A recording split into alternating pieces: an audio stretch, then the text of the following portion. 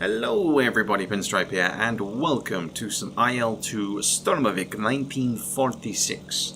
Today I am flying in one of my favourite aircraft of the Pacific campaign. It is the A6M0, in this case the A6M5 variant, and we'll be fighting against a single Warhawk. Now I have been just so addicted to this game over the last 30 hours. I have sunk so much time into understanding, learning, and progressing, hopefully, my skills as a fighter pilot, because there is so much to learn in this game that if you fully commit to it, it is very much worthwhile. There are a lot of things that I hadn't learned up to this point, so this footage is before I discovered trimming my aircraft, you know, being able to properly climb and dive and all sorts of things. I enjoy just shooting planes, man, so that's kind of what I'm going to do, but for those veterans that might be in the comments, I do apologize for any poor gameplay. But speaking as a rookie pilot, it is very easy to get tunnel vision and only focus on getting that kill rather than everything else that's going on.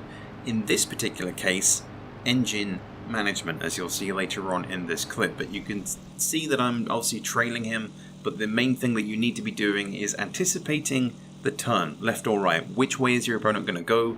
And maneuvering your aircraft accordingly, because as you'll see from the majority of this footage, you know, I'm not doing that. I'm on the inside of his turn here, but I need to be slightly higher up, and that's why my shots are undershooting. They're going underneath his aircraft. So games like Heroes of the Pacific that I have played that have given me that kind of hint in game, like switching from a game like that is super arcadey to an air sim, has been eye-opening. But again, learning that, trying to predict it, as you can see here, I'm trying to get the shots in. I do eventually clip his engine, the black smoke comes out, and we can kind of breathe a sigh of relief that my aim is not as terrible as I think it is, or at least that's what I tell myself most of the time.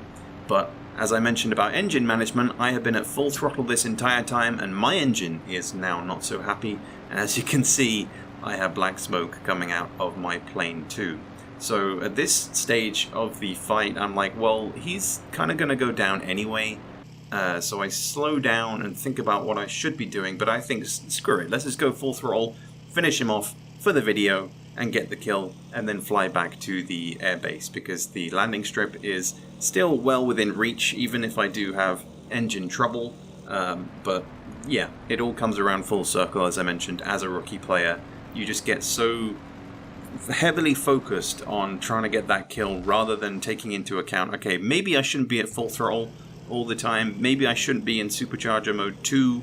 I didn't realize as well coming into land here that my landing gear was actually jammed, so I hit the button to bring my wheels down, but they don't do anything. So I was obviously in the cockpit, I wasn't looking at the outside view, didn't realize, but we managed a successful ditch, which I had never done at this point.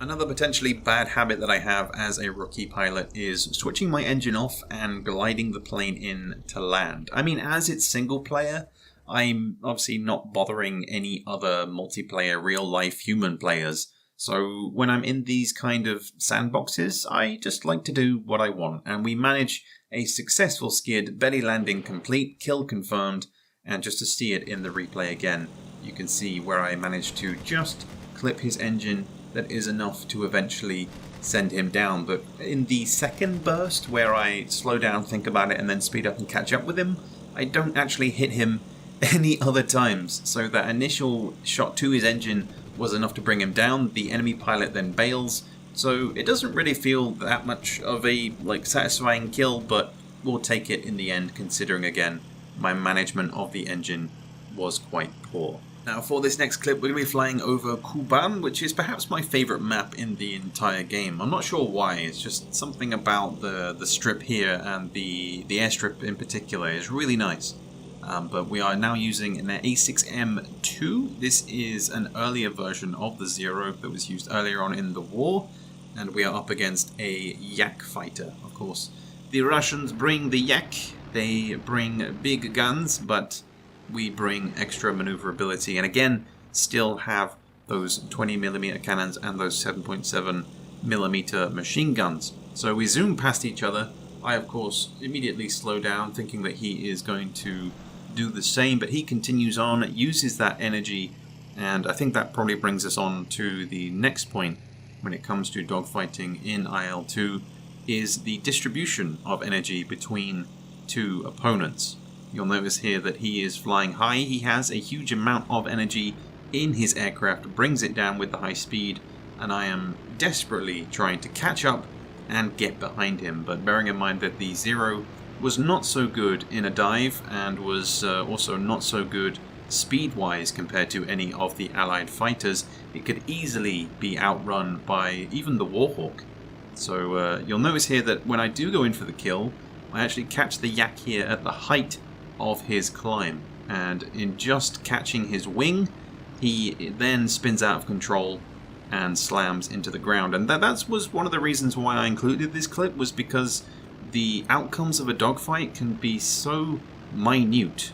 Like, I got the smallest little tap on his wing there. You'll see it this time around. This is probably a better example of me anticipating his turn, catching him in the height of his climb, and doing enough damage with some drive-by crunk sauce. That's right, we're going to just spam the machine gun so that he flies through my hail of bullets, and like I say, we caught his wing, he comes down, and we get the kill. It was very anticlimactic, but thankfully it did enough to bring him down, and second kill confirmed with the Zero. Now this is another example of me landing, but I am actually able to do it. I mean, minus, again, turning off the engine to glide in, but just wanted to include a showcase of me successfully landing the plane. Like, taking off and landing in this game is also so addictive. There's a ton of stuff that I'm going to be covering in future, whether they be certain skirmishes between different aircraft.